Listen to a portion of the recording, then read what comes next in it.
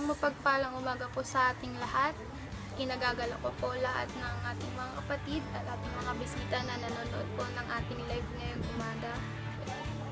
Inaanyayahan ko po ang lahat na ihanda ang ating puso at isipan para sa pagpuri at pag-awit muli sa ating Panginoon ngayong umaga.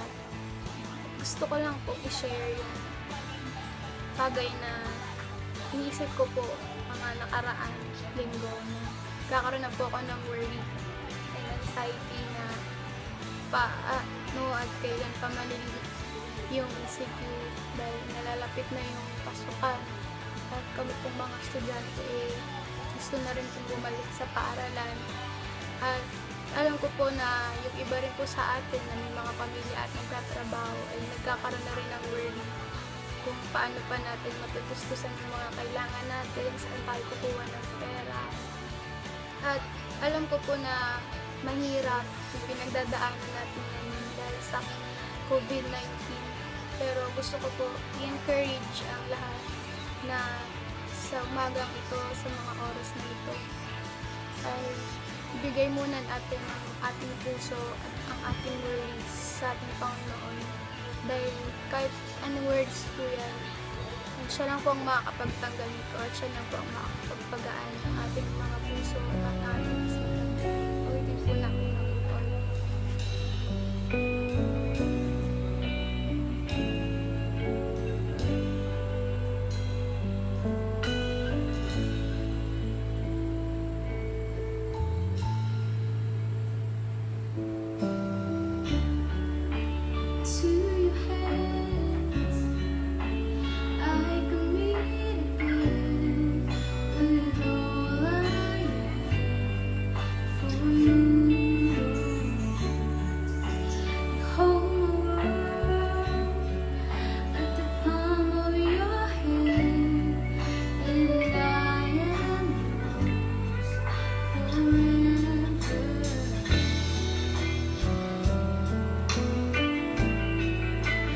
Jesus, I believe in you. Jesus, I belong to you. You're the reason that I live, the reason that I sing with all I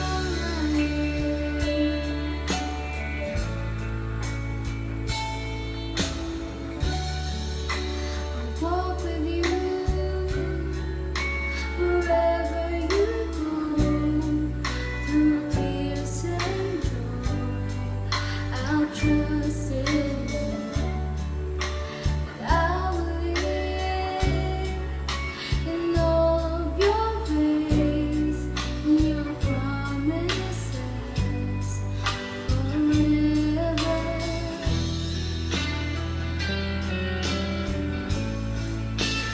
Jesus, I believe in you. Jesus, I belong to you. You're the reason that I live, the reason that I sing. Jesus, I believe in you. Jesus, I belong to you. You're the reason that I live, the reason that I sing with all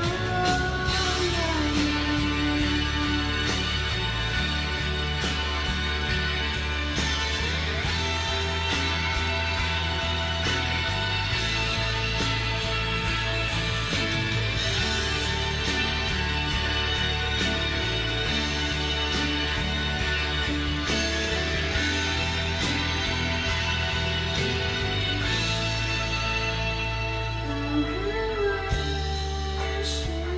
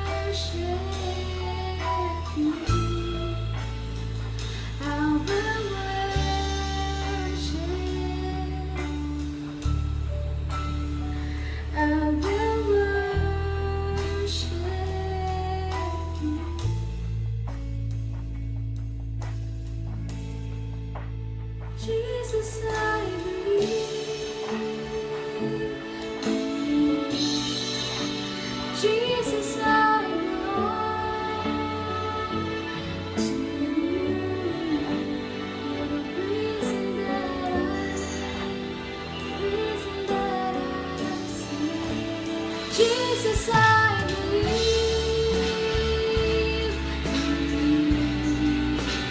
Jesus, I belong to you. You're the reason that I live. You're the reason that I sing. Jesus, I believe. Jesus, I belong to you. You're the reason that I live, the reason that I sing.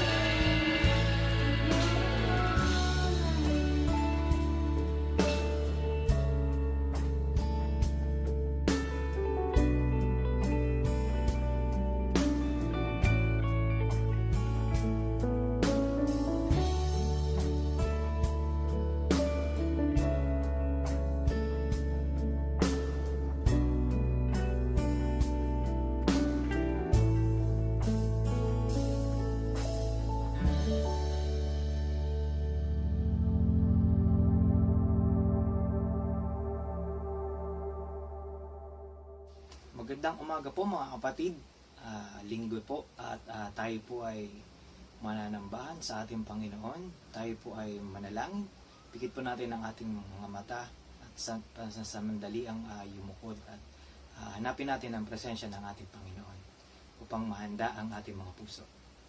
Tayo po ay manalangin. Panginoon Diyos na makapangyarihan sa lahat, Ama, kami po ay nagpapasalamat sa araw na ito. Salamat Panginoon dahil kami ay binigyan mo ng lakas. Kami ay iyong ginising sa aming pagkakatulog at maraming salamat po sa kapahingahan. Salamat din po sa kaligtasan namin at sa mga mahal namin sa buhay. At higit sa lahat Panginoon, maraming salamat po sa pagmamahal at pagbibigay sa amin ng aming mga pangangailangan. Ama, lumalapit kami sa iyo upang linisin mo kami, Panginoon. Kung may nakikita ka man sa amin na kasalanan, kung may nakikita ka man sa amin na dumi, Panginoon, ay iyo pong alisin ito sa amin. At ngayon po, araw ng linggo, ihanda mo po ang aming mga puso upang maging kalugod-lugod sa iyo, Panginoon. Kami po ay aawit, kami po ay mananalangin, kami po ay makikinig ng iyong mga salita. At nawa Panginoon, sa mga mahal namin sa buhay na hindi namin kasama ngayon ay ikaw po ang siyang patuloy na mag-ingat. Ama, nawa ang banal na spirito mo ang siyang patuloy na gumabay habang kami ay nagbibigay ng puri, pasasalamat sa iyo ngayong araw na ito. Salamat po Panginoon sa oportunidad na kami ay makapagbigay ng papuri, makapagbigay sa iyo, Panginoon, ng dala. Ito po ang aming samat dalangin, Panginoon, sa pangalan ni Jesus at sa tulong at gabay ng Espiritu Santo. Amen.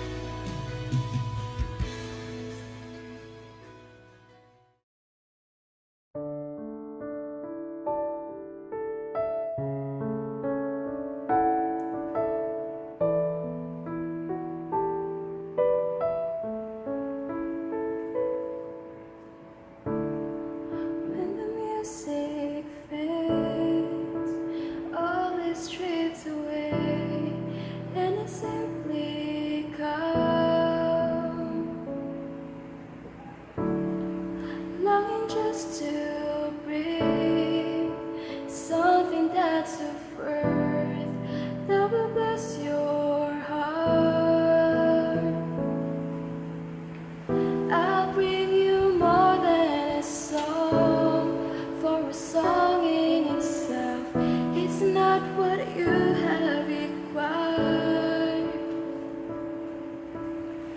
You search much deeper within, through the way things appear.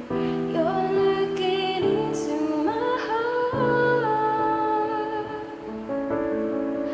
I'm coming back to the heart of worship, and it's all about you. It's all about you, Jesus. I'm sorry, Lord, for the things I've made it, when it's all about you. It's all about you, Jesus.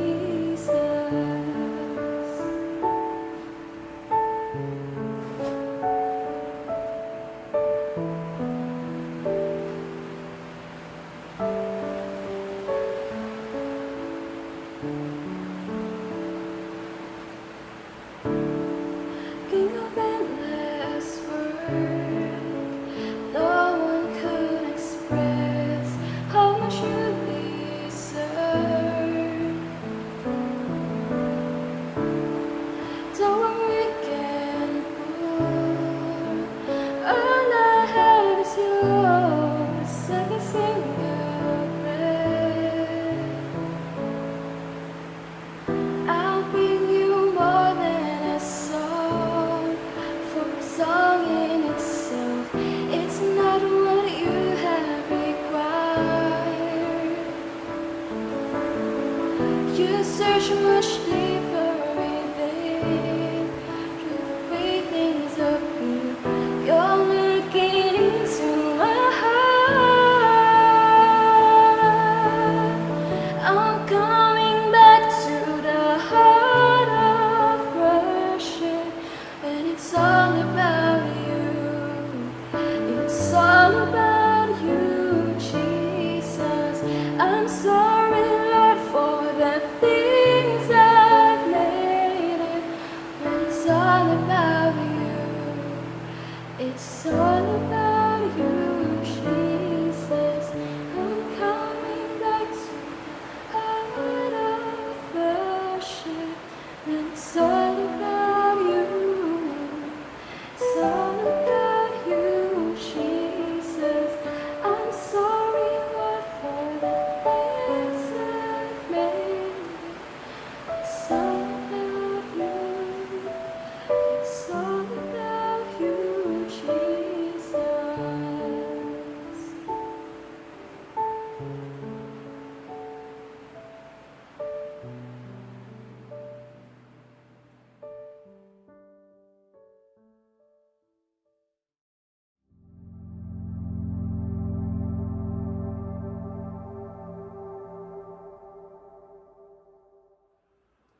Ang ating scripture reading ay ating matatagpuan sa aklat ng Pilipos, Kapitulo 4, talatang 6 hanggang sa mga sumusunod ay ganito ang sinasabi.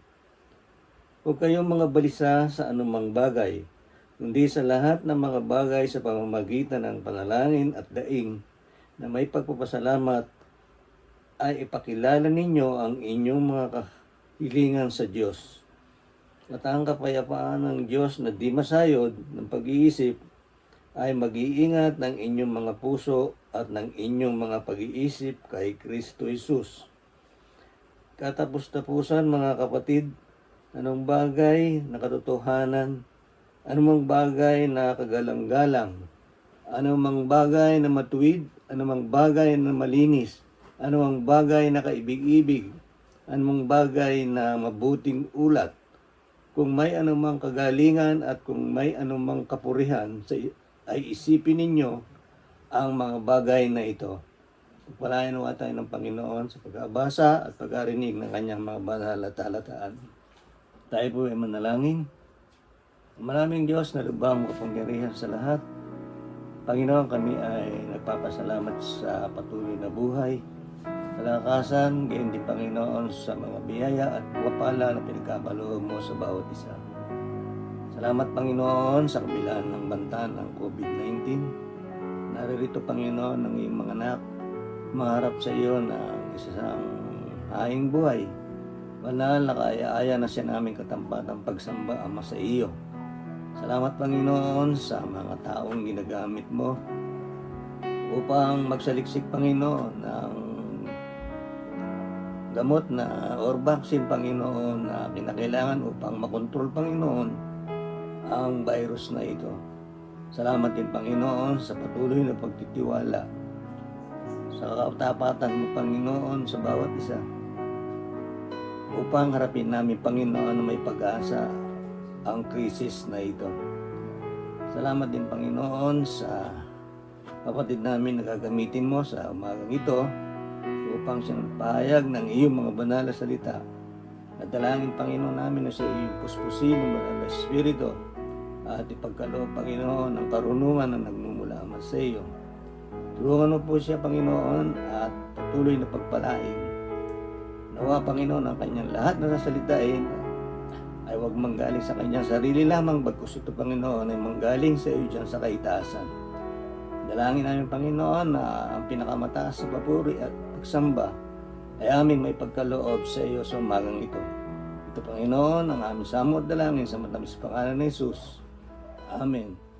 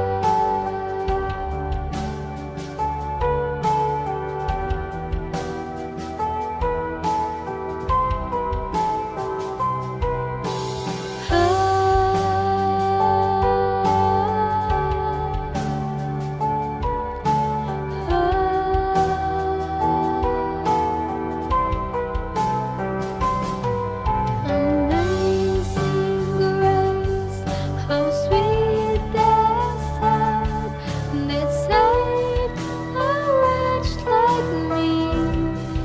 Once was lost, but now I'm found. Was blind, but now I see.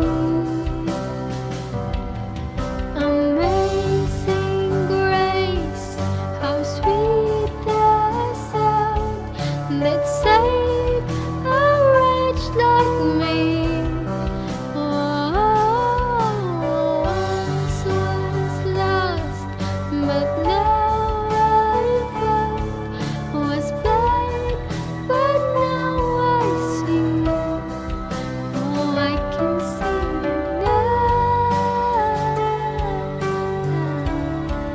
Oh, I can see the love in your eyes. Laying yourself down, raising up the broken to life. Amazing grace, how sweet the sound that saved a wretch like me. Once was lost, but now I'm found. Was blind, but now I see.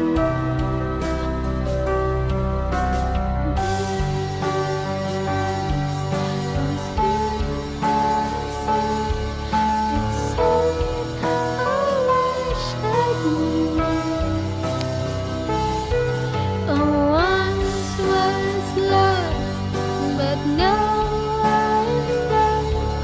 Was blind, but now I see.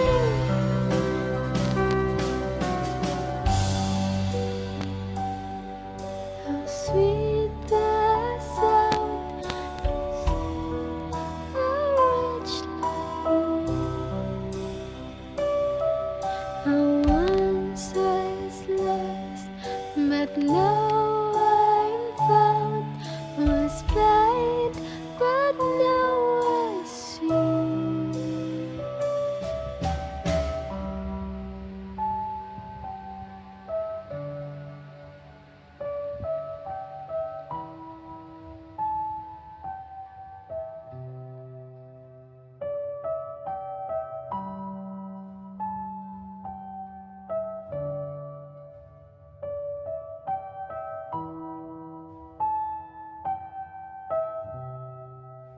Magandang umaga po sa ating lahat mga kapatid.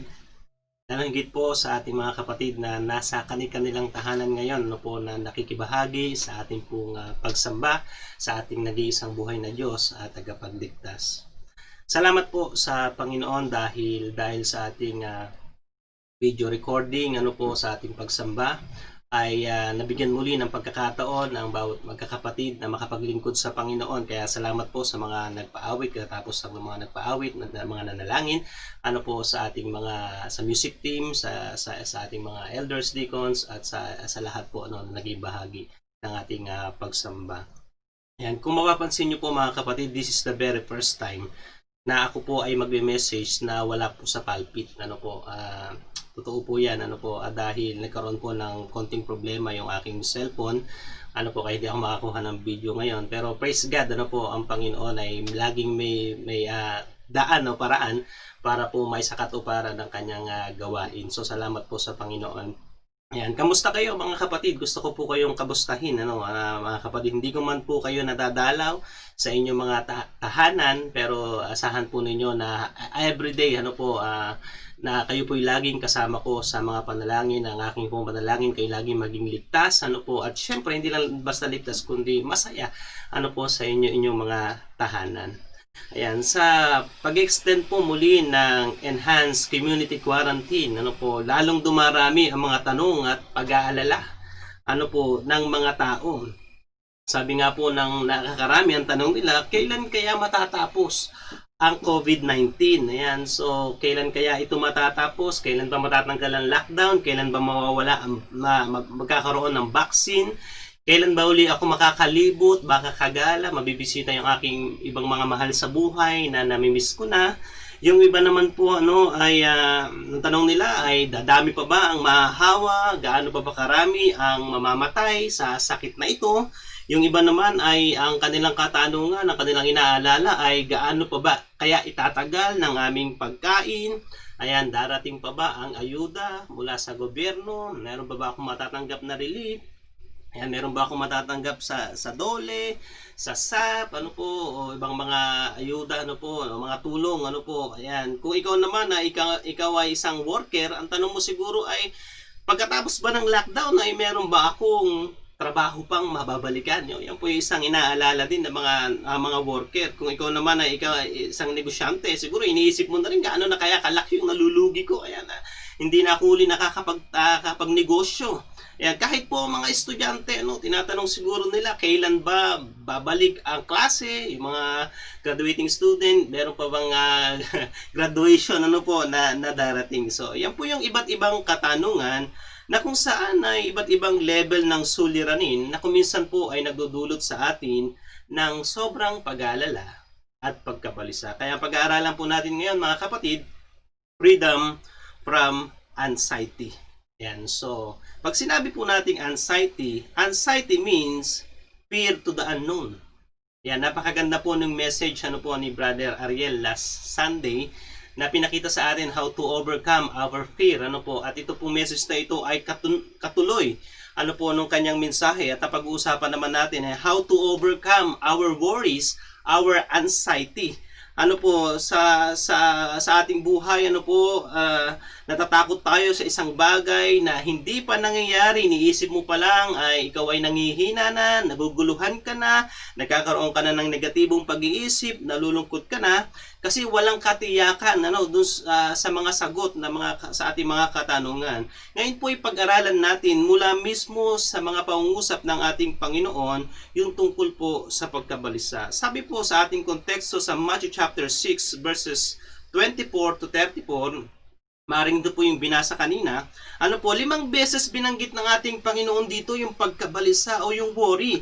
At 3 beses po niyang inutos. Sabi niya, do not worry. Bakit? Alam niyo po, kung nakakatakot ang bukas, dapat sana'y tinakot tayo ni Jesus. Ang ating Panginoon, tinakot niya yung kanya mga alagad. Kung nakababahala ang araw ng bukas, dapat ay binigyan tayo ng babala ng ating Panginoon. Pero baliktad, yung kanyang tinuturo sa konteksto natin ngayon. Ang katuruang ito ay tungkol sa pagiging payapa, pananalig, huwag mabalisa, at huwag mag-alala. Ngayon po pag-aaralan natin yung 6 reason not to worry. Meron pong 6 na dahilan dito sa ating konteksto kung bakit po dapat ay huwag tayong mabalisa sa ating pong buhay. Number 1, mga kapatid, unang-una, we are not to worry because God is our master.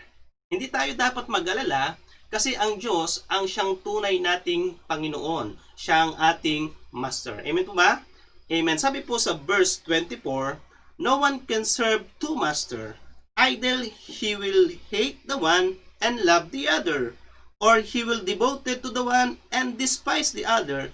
You cannot serve both God and money. Ano sabi ng Panginoon dito? Walang makapaglilingkod ng sabay sa dalawang Panginoon, walang makapaglilingkod ng sabay sa Diyos at saan? Sa pera.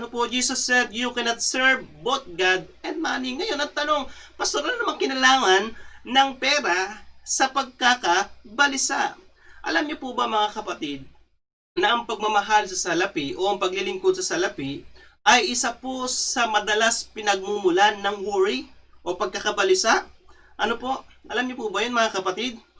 Sabi nga nila, kapag daw pagka daw ang nararamdaman mo ay meron kang sakit, para kang tinatrangkaso, ayan, para kang nangihina, ayan, so masakit ang ulo mo, masama ang pakiramdam mo, wala kang gana, yan daw po ay senyales ng walang pera.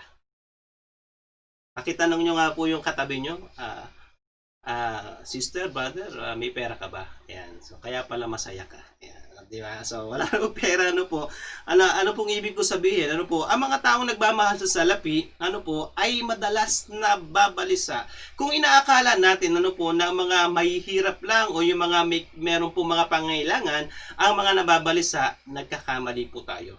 Dahil kahit po ang mga mayayaman, hindi po ligtas sa pagkakabalisa. Mayaman ka man o mahirap, basta naging master mo, yung pera, po pwede kang mabalisa.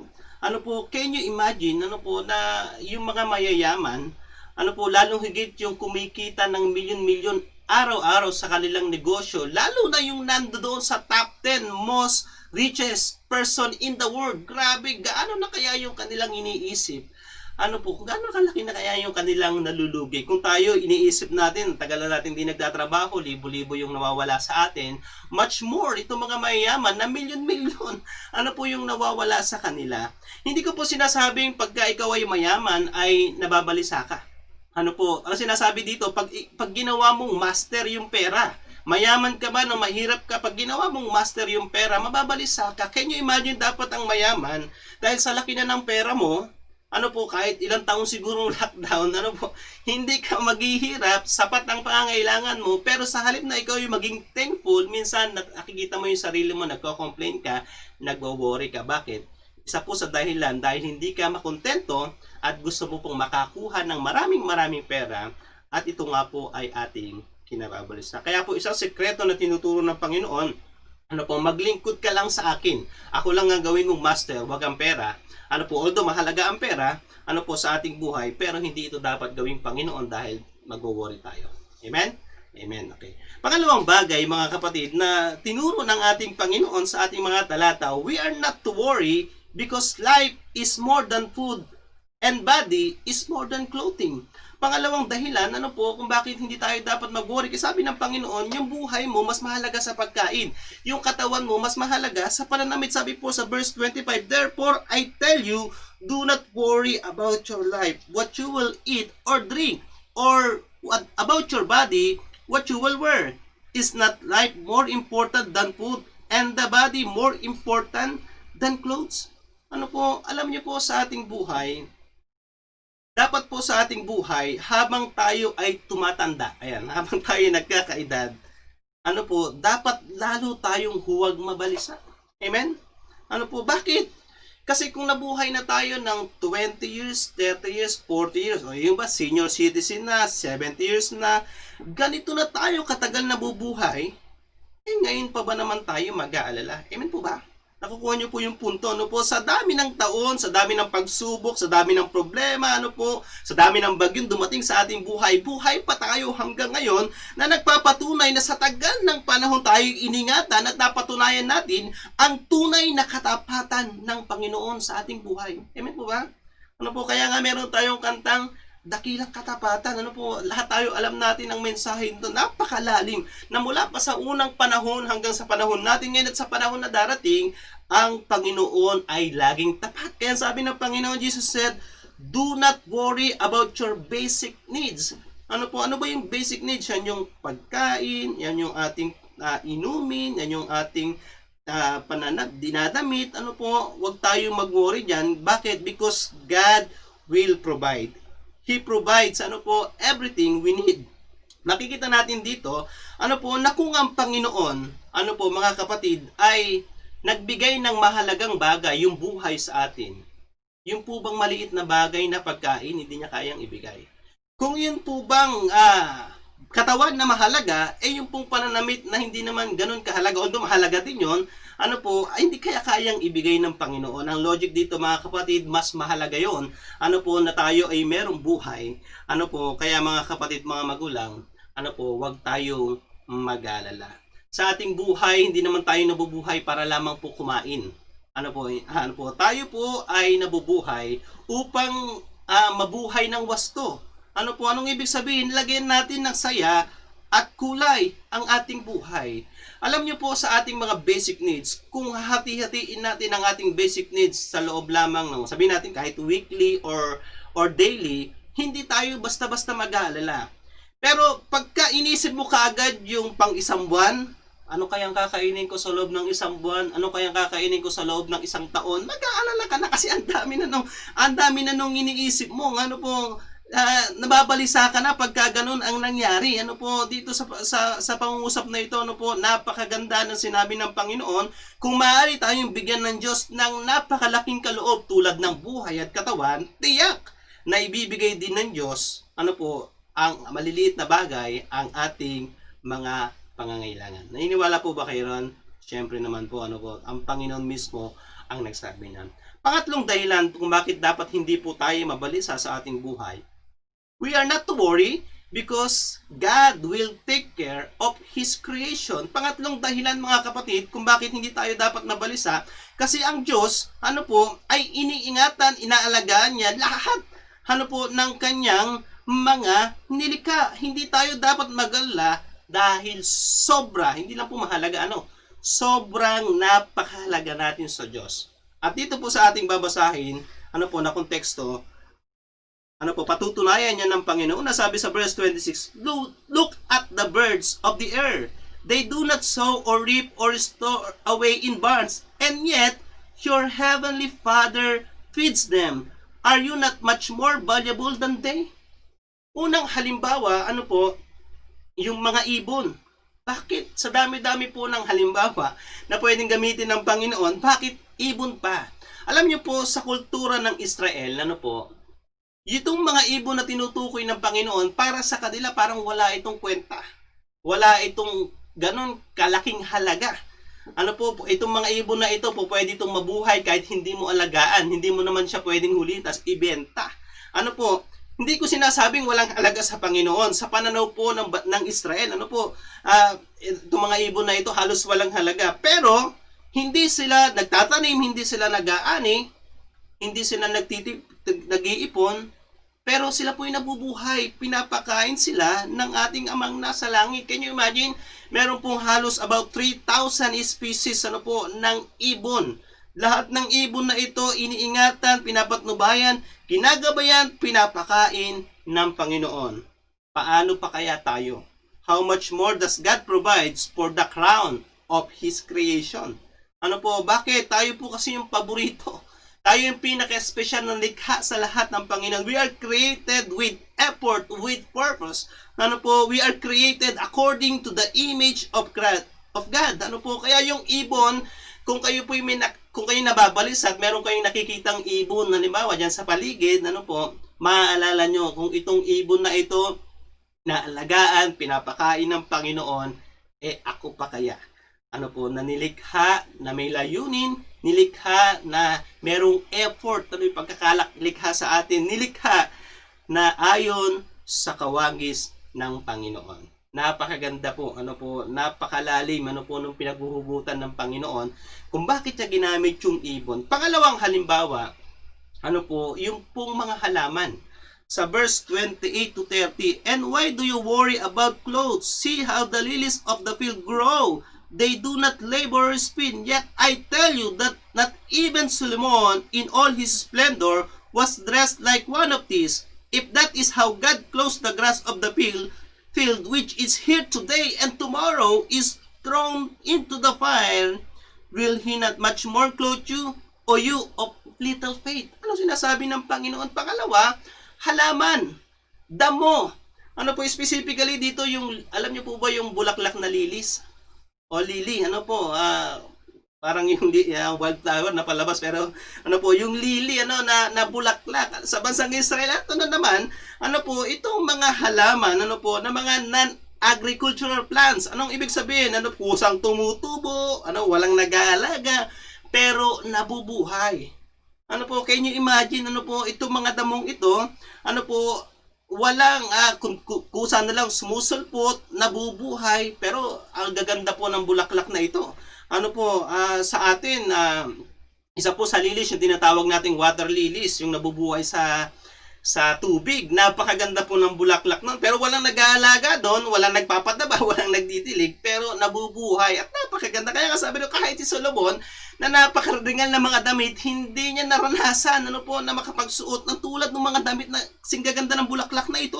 Anong ibig sabihin? Yung kagandahan ng bulaklak na ito, wala siyang kinalaman sa kanyang effort. Lahat ng ito ay dahil po sa pag-aalaga sa kanya ng Panginoon.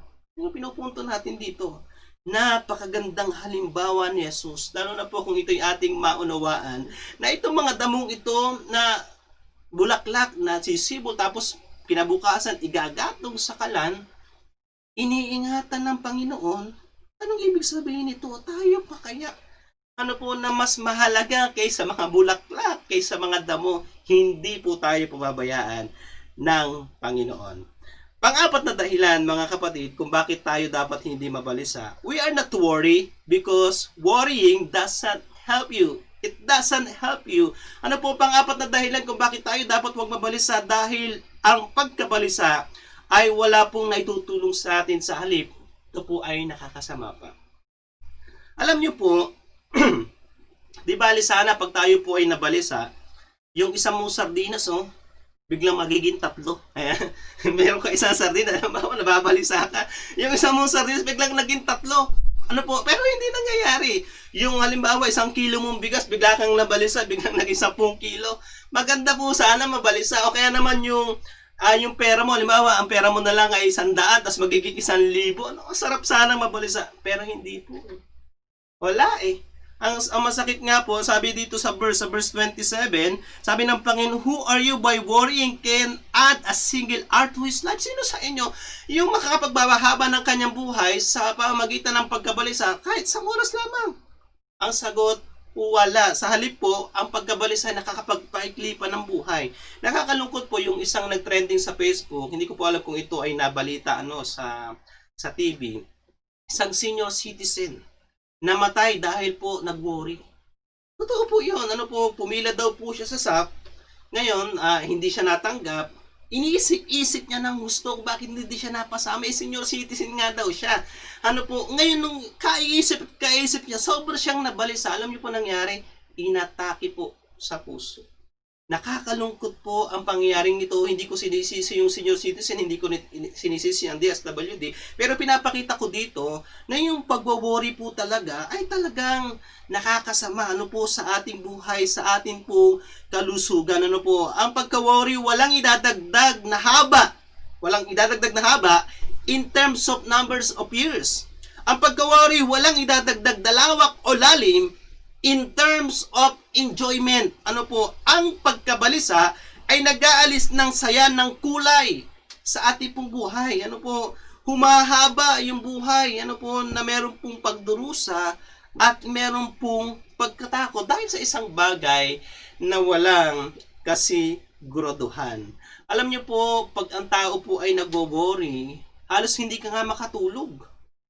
Tapos halos galit ka lagi. Hindi ka makipagkwentuhan. Kung makipagkwentuhan ka man sa kapamilya mo, ang pinag-uusap mo, puro mga negatibo, puro mga reklamo. Nawawala yung joy. Sa ating buhay, hindi po nakakatulong. Ang pagkakabalisa. Kaya sabi ng Panginoon, huwag kayong mabalisa. Hindi kayo magkakaroon ng isang tunay na masayang buhay at makulay na buhay kung uubusin niyo ang inyong buhay sa pagkakabalisa. At panglima, mga kapatid, we are not to worry because that is what people without faith do. Anong ibig sabihin? Panglimang bagay po, mga kapatid, kung bakit tayo dapat ay hindi mabalisa, dahil ito po'y ginagawa lamang ng mga taong walang pananampalataya sa Panginoon. Sabi po ng verse 31 to 32, so do not worry, saying what shall we eat, or what shall we drink, or what shall we wear? For the pagans run after all these things, and your heavenly Father knows that you need them. Can you imagine ano po? Sabi, yung mga pagano, pag sinabi pong pagano sa Bible, ito yung mga taong walang pananalig sa Diyos, walang pananampalataya sa Diyos. Ito yung mga tao na kung saan hindi nakakakilala sa Diyos. Ano po? Kaya po sabi rito mga kapatid, when we are worrying, we are telling God that He is not good. We are telling God that He is a liar. He is not true to His promises. Ang Diyos ay hindi mabuti, hindi tapat, hindi mapagmahal. Ano po, at ang mga taong walang pananampalataya lamang ang magkasabi nito at hindi tayo mga Kristyano. Amen po ba? Ano po, amen. Ano po, tayo mga Kristyano, hindi natin ito sasabihin sa Panginoon. Ano po, dahil meron tayong tunay na pananampalataya sa Panginoon. Pastor, hindi nyo po kasi naiintindihan eh. Hirap na po kasi kami. Yung ayuda, from the government, ayun na lang po sana yung inaasahan namin. Wala pa. Can you imagine, Pastor, walang relief, walang dole, walang SAP. Parang triple kill ang laban. Parang triple kill. Alam niyo po, napakahirap talaga ng sitwasyon na ito.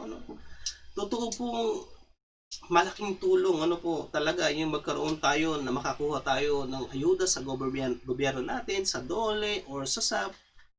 Pero mga kapatid, kung sakaling ginawa mo ng lahat ng maaari mong gawin, pinanalagin mo ito, at hanggang doon na lang, wala talaga yung ayuda, huwag tayo masyadong malungkot mga kapatid.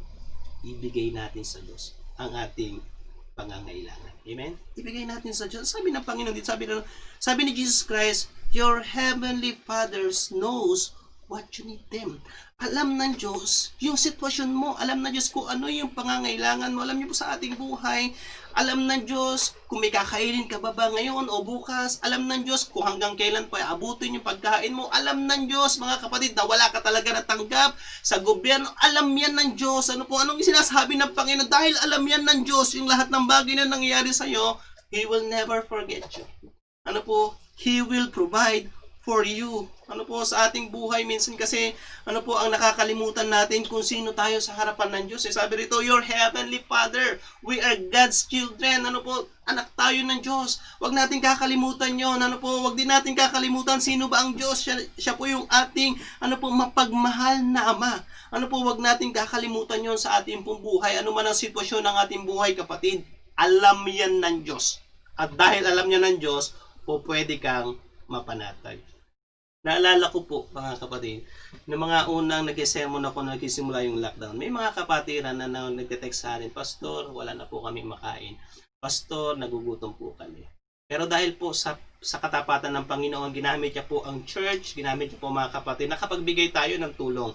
Purihin po ang Panginoon, At nasundan ng mga relief, kaya po tayo nakarating halos 2 buwan na tayo, tayo po nakakakain tayo ng tama, minsan siguro tipid-tipid, pero nakakakain tayo. At kung ano yung sinabi ko nung simula pa lang, sasabihin ko uli ngayon. Kung talaga kapatid, wala tayo, wala na tayo makain, magsabi po kayo. Pag-chat kayo sa akin, sa mga kapatiran natin. Dahil salamat po sa Panginoon, salamat po sa Muntinlupa Church of Christ sa ating leadership. Hindi tayo pinababayaan. Marami mga kapatid from the very start, dire-diretso yung kanilang pagtulong sa atin, sa mga kapatid. Salamat po ng maraming sa iyo. Kayo po ay nagiging kamay ng Panginoon sa oras ng ating mga kapatid ay talagang nahihirapan.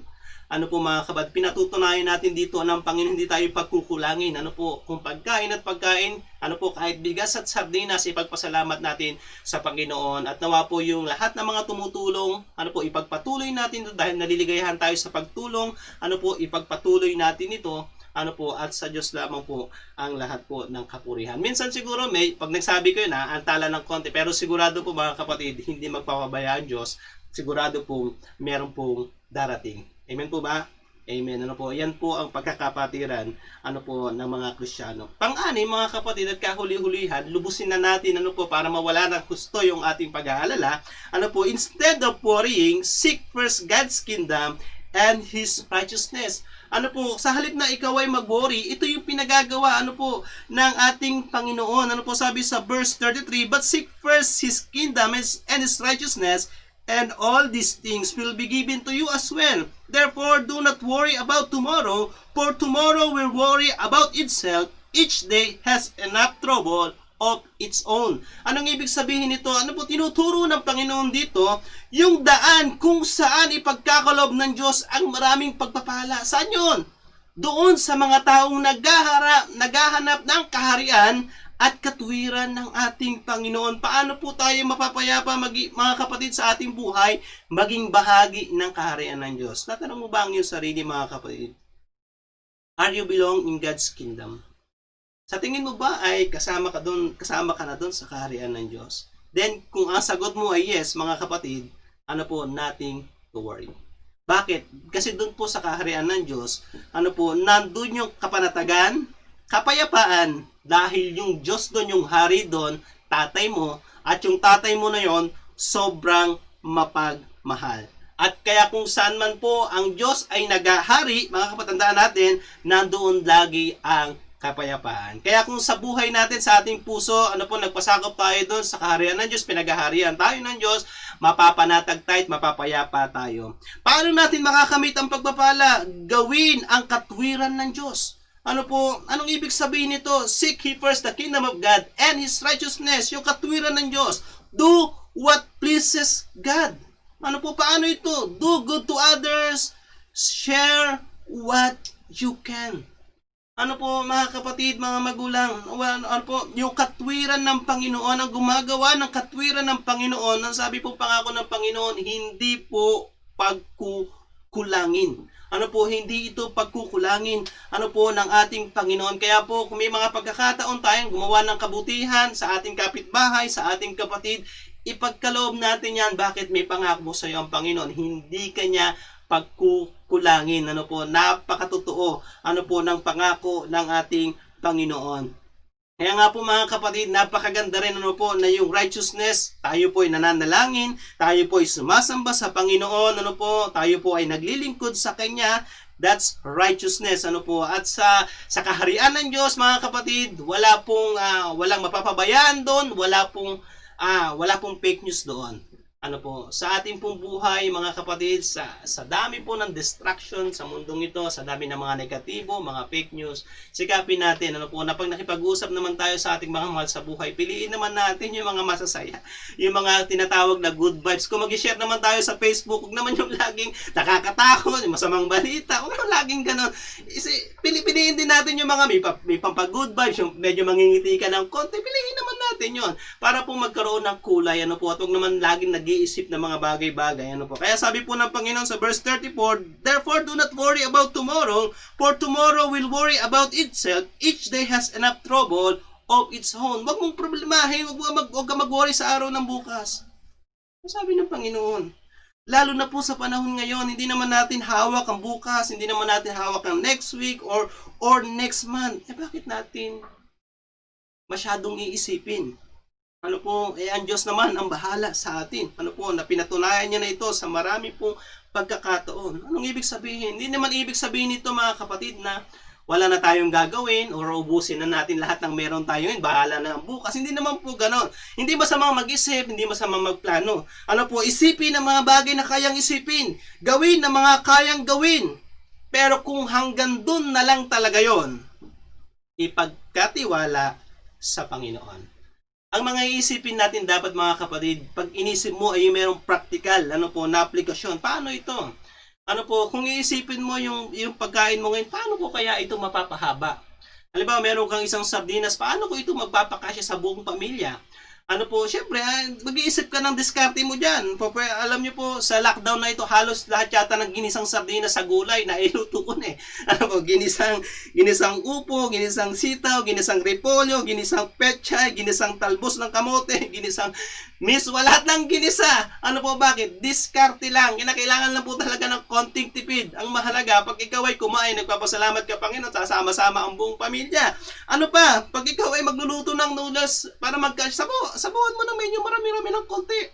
Ano pa? Ano po kinakailangan po talaga ay tipid ako yung iba amoy-amoy daw para daw humaba hindi ka mabubusog doon. Pero may practical na aplikasyon. Pero kung hindi natin kontrolado, inisip mo wala namang practical na aplikasyon, hindi mo naman kontrolado, wala kang sapat na tamang sagot, ito yung magdudulot na ng pagkahina sa atin, pagkadismaya o kaya naman po ay pagkalungkot. Huwag na nating isipin yan. Mga kapatid, huwag na nating isipin kung paano ba natin ma-discover yung gamot. Kaya yung iba, iniisip nila paano ma-discover, sayang 10 milyon. Kaya yung sardinas daw at saka yung mga ibang dilata, pinagsasama-sama na para gamot sa gutom, pwede yun. COVID, hindi po pwede yun. So yung mga bagay na kailan ba matatapos ang lockdown, may trabaho pa ba akong aabutan, yung mga bills ko, sabi ng Panginoon, huwag mo na munang problemahin yan. Ang problemahin mo na lang muna ngayon, akong bahala dyan. Kasama mo ako, huwag mo munang problemahin yan. Isipin mo muna yung kaya mong isipin, gawin mo muna yung kaya mong gawin, pero huwag mong problemahin yung lagpas sa iyong kakayanan dahil bahala ang Diyos doon. Amen? Amen. Purihin po ang ating Panginoon. Mga kapatid, mga magulang, para po sa ating pagtatapos, think of, do what you can do, lift everything up to God. Huwag tayong mag-worry, mga kapatid. Sinabi yan mismo ng Panginoon. Sa Kanya mismo nagsabi. Pinaulit-ulit niya, napakaraming dahilan para po tayo ay maging masaya, maging panatag sa kabila po ng maraming mga bagay sa kapaligiran na hindi natin kontrolado. We should not worry because our God will take care of you and me. And sa atin po. Nagpalain po tayo ng ating Panginoon.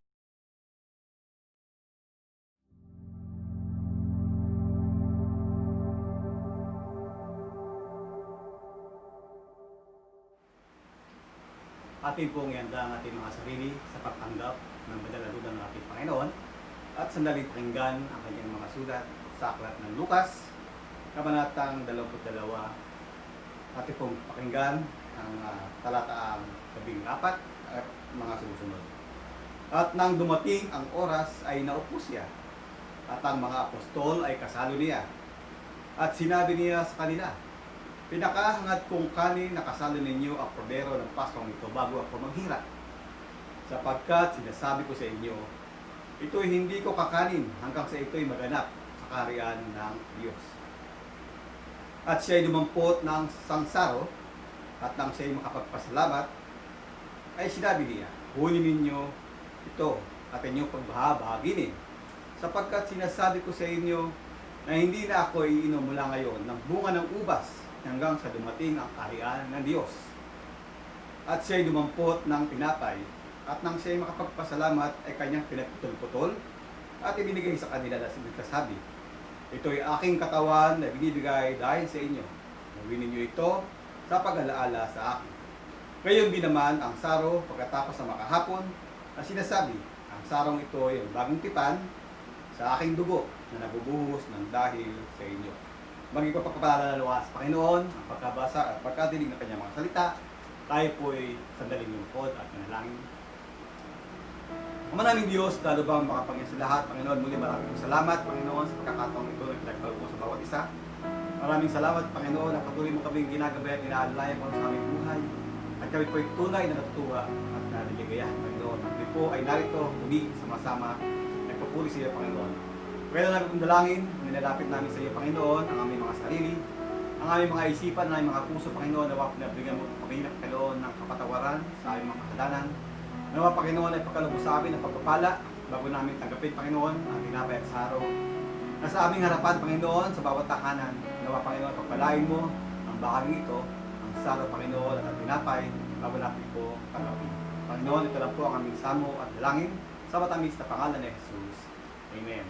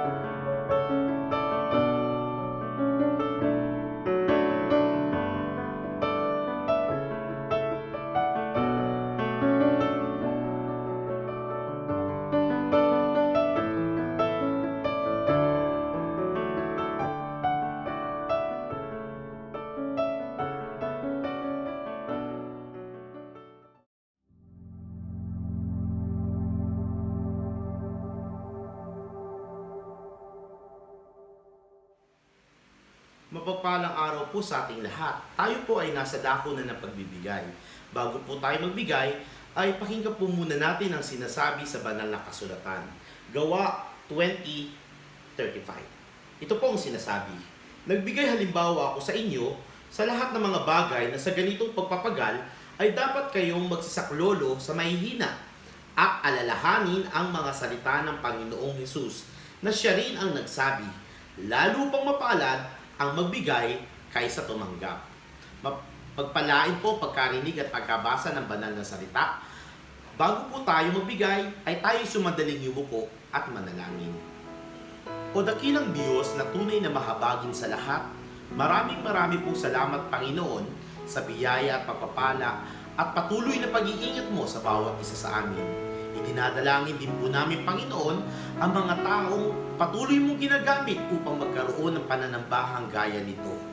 Idinadalangin din po namin, Panginoon, ang mga kapatid namin, Panginoon, at ang bawat pamilya na bumubuo ng iglesyang ito. Patuloy mo silang ingatan at patuloy mo po silang pagpalain. At sa panahong ito, Panginoon, na sinusubok ang aming pananampalataya, patuloy mo po kaming masaksihan na patuloy na nagtatapat sa iyo, Panginoon. At sa aming pagbibigay, Panginoon, ng aming mga ikaputhandog, pagpalain niyo po ang bawat bagay na ito at patuloy na aming magamit, Panginoon, sa ikatatagumpay at iskasisigla, Panginoon, ng gawain sa dakong ito. Nawa ang anumang kakulangan, Panginoon, ay ikaw ang magdaragdag sapagkat sapat ang biyaya at pag-ibig mo sa bawat isa sa amin. Ito, Panginoon, ang aming sinasamot dinadalangin sa matamis sa pangalan ng inyong anak na si Jesus. Amen.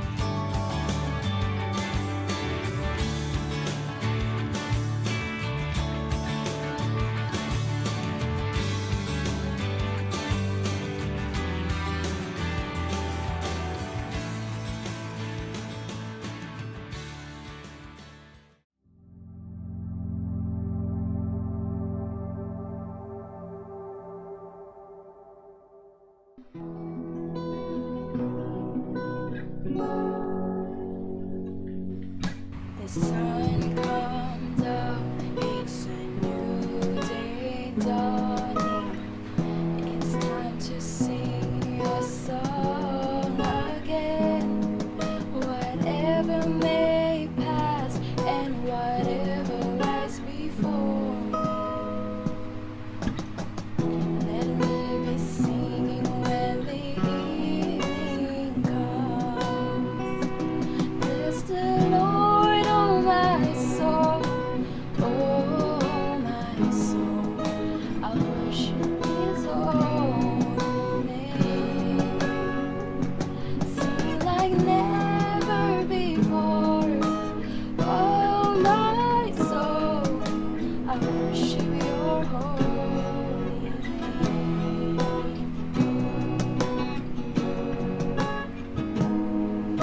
You're rich in love and you spoke to me. Your name is great and Your heart is kind. For all Your goodness I will keep on singing. 10,000 reasons for my heart to find. Bless the Lord, oh my soul, oh my soul. I worship His holy name. Sing like never before.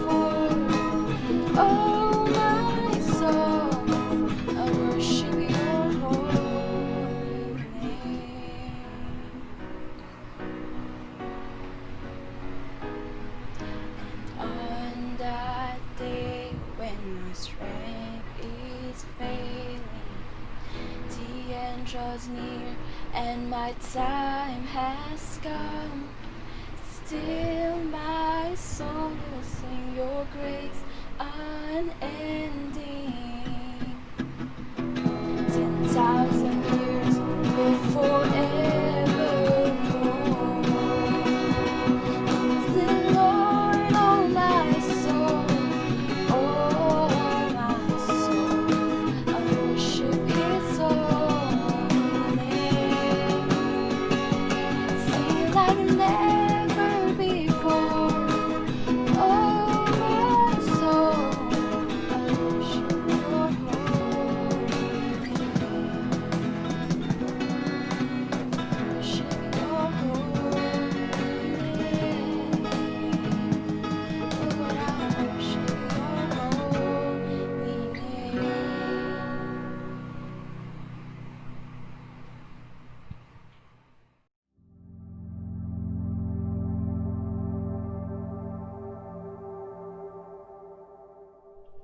Tayo po ay manalangin.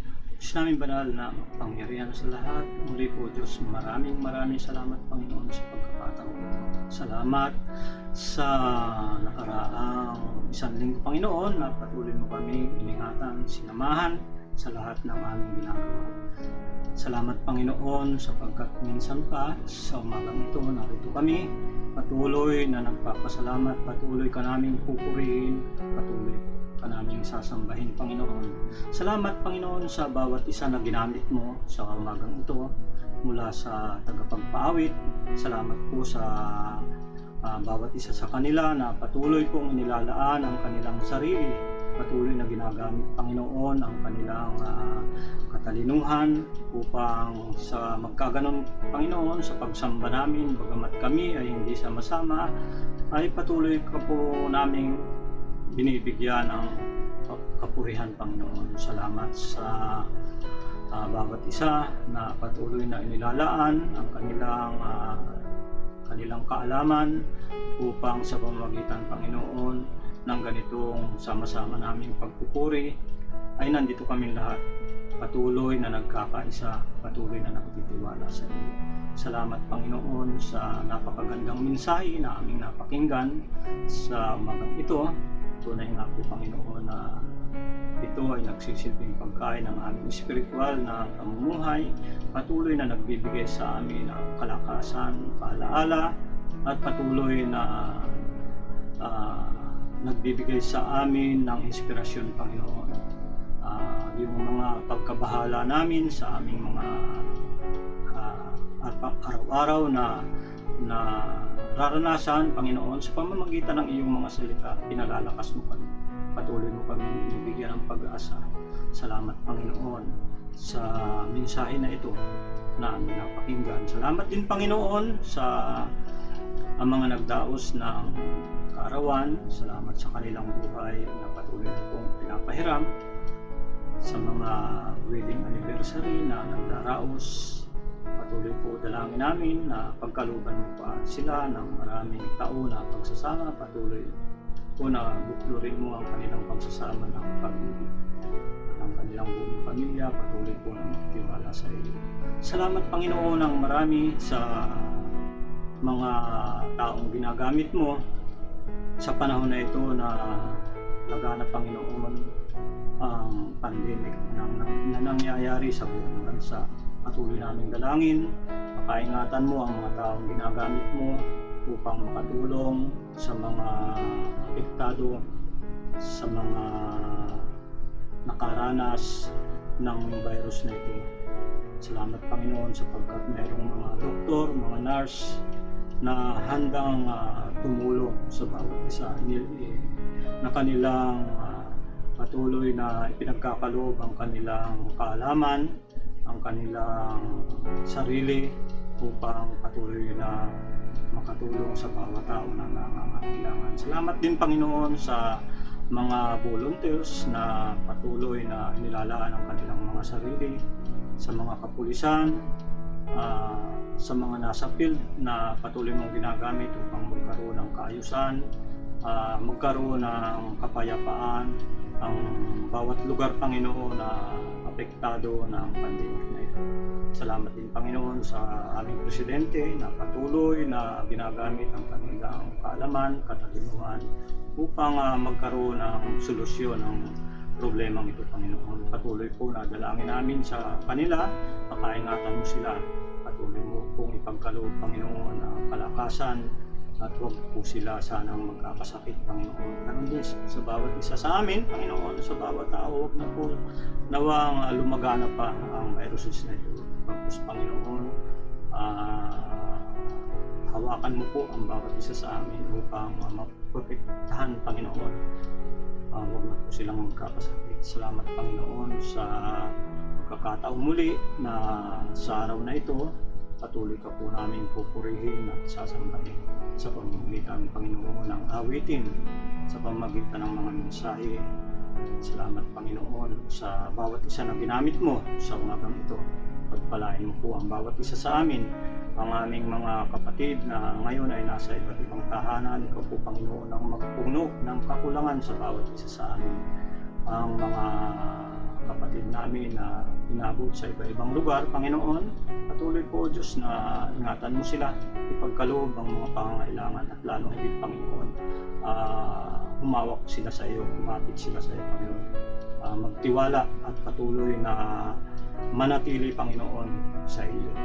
Panginoon, patuloy namin idinadalangin ang bawat isa na ikaw lamang at sa iyo kami magtitiwala. Ito po ang aming hiling at dalangin sa tanging pangalan ni Jesus na aming Panginoon at tagapagligtas. Amen. Tanggapin po natin ang pagpapala mula sa ating Panginoon Diyos. Puspusin nawa kayo ng Diyos na siyang bukal ng pag-asa at nawa ay pagkalooban na kayo ng kapayapaan at kagalakan sa pamamagitan ng inyong pananampalataya upang magumapaw ang inyong pag-asa sa pamamagitan ng kapangyarihan ng banal na Espiritu Santo. Sumayin niyo nawa ang Diyos na siyang pinagmumula ng kapayapaan. Amen.